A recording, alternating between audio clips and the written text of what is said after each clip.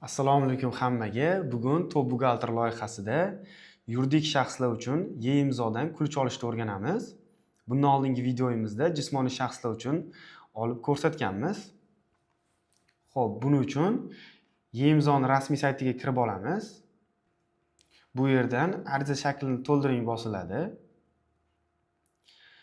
Birinchi bosqichda yuridik shaxs uchunmi, jismoniy shaxs uchunmi tanlab olishingiz kerak. Bizga hozir yuridik shaxs uchun kerak. Yuridik shaxsning stiri kiritiladi. Men hozir o'zimni firma misolida tushuntirib yuboraman, ko'rsatib yuboraman.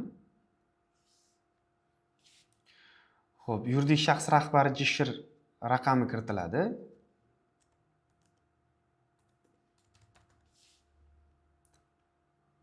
Xo'p, yuridik shaxs rahbarining telefon raqami ko'rsatiladi va rasmdagi kod kiritiladi.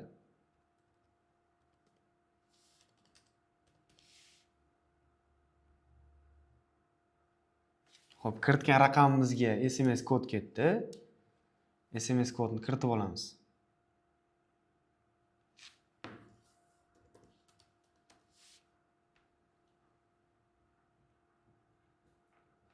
Xuddi jismoniy shaxsni 3-bosqichdagidek oyna ochiladi. Bu yerda ham balansimizni to'ldirib olishimiz kerak. Yana to'lov qilish bu yerdan klik bizga qulay. Klikni tanlab olamiz.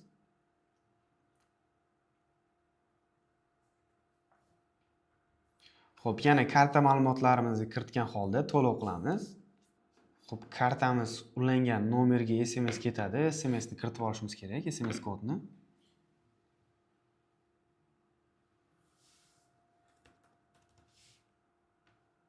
Подтвердить qilinadi. Xo'p, to'lov muvaffaqiyatli amalga oshirildi. Ana endi e-imzo saytiga qaytib olamiz. Balansni yangilashni bossak, to'lov ko'rinadi. Bu yerdan ariza to'g'riligini tekshirdim galchka qo'yiladi. Undan oldin ariza to'g'rimi yoki noto'g'rimi tekshirib olish kerak. Xo'p, ariza to'g'riligini tekshirdik va QR kod shakllantirish bosiladi. Xuddi jismoniy shaxsga kulch olganimizdek, bunda ham soliq mobil ilovasida direktor kirib QR kodni skaner qilgan holda, yuzini tasdiqlagan holda kulch olishlari mumkin. Xo'p, soliq mobil ilovamizga kirib olamiz. Bu yerdan elektron raqamli imzo bo'limiga o'tamiz. Elektron kalitni tasdiqlash tugmasi bosiladi. QR kod skaner qilinadi va yuz ma'lumotlarimizni tasdiqlaymiz.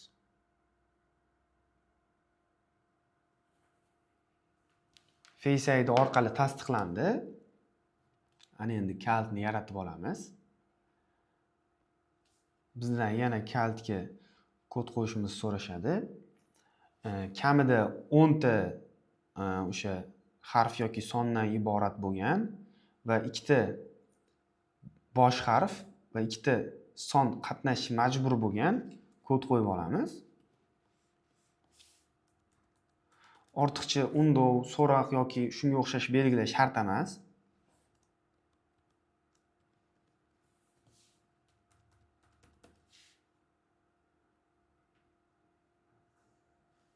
Kalit yaratilmoqda. Xo'p, kalit yaratildi. Kalitni qayerga tushishini bundan oldingi videolarda ko'rsatib ketganman, ya'ni C diskda DC case degan papka ochib olganmiz, o'sha papkaga tushadi. Bundan oldingi videoda jismoniy shaxsga olganmiz, o'sha kalitimiz turibdi va hozir yuridik shaxs uchun oldik. Yuridik shaxsni ham jismoniy shaxsni nomlaganimizdaqa nomlab olamiz. Xo'p, yuridik shaxs, misol uchun ikkita chiziqcha. Kim yuridik shaxs nomi? Win Training. Xo'p, stirini kiritsak bo'ladi undan keyin. Ana undan keyin amal qilish muddatini kiritib qo'ysak bo'ladi. Xo'p, kulishni amal qilish muddati jismoniy uchun ham, yuridik shaxs uchun ham 2 yil hisoblanadi. 19.03.2026. Mana kuluvchimizni nomlab ham oldik. Endi buni bitta tekshirib ko'radigan bo'lsak, misol uchun Didox orqali. Mana Win-Win Training. Kuluvchimiz ishlayapti.